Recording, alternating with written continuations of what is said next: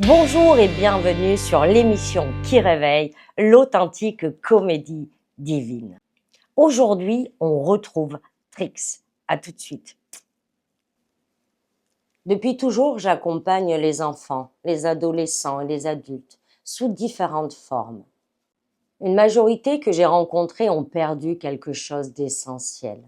La confiance en elles, la foi en la vie, la conscience de leur potentiel. Le goût d'avancer, ce savoir aimer.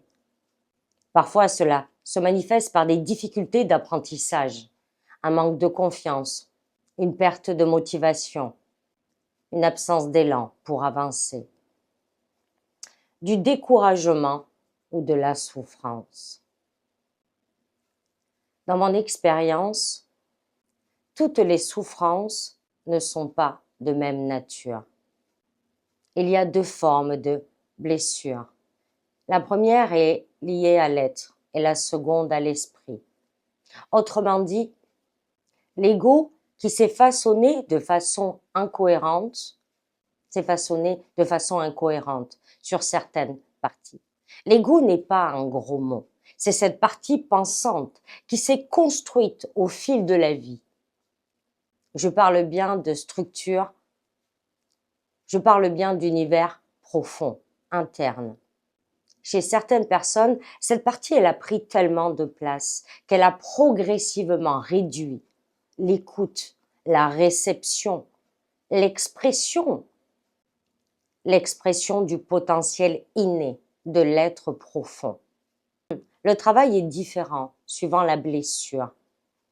Ainsi, accompagner un être, il faut d'abord identifier, distinguer la nature de la blessure.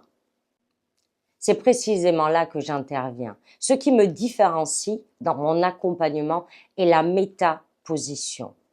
La métaposition est pour moi cette capacité à accompagner une personne avec neutralité, voir clairement ce qui est là, sans être parasité par quoi que ce soit d'incohérent. Cette capacité est présente jusque dans l'accompagnement de mes proches. Pour moi, c'est l'une des preuves les plus concrètes de cette neutralité.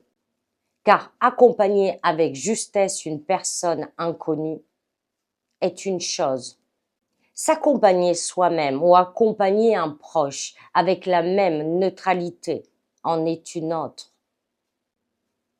Cette métaposition est indissociable de l'amour sans condition. Et l'amour sans condition est indissociable de la pleine conscience. Accompagner sans amour profond ne permet aucune transformation durable, ni aucune véritable solidité interne. On se retrouve au prochain numéro. On continue de passer au scanner le monde merveilleux de la société. D'ici là, restez branchés. Alors, abonnez-vous.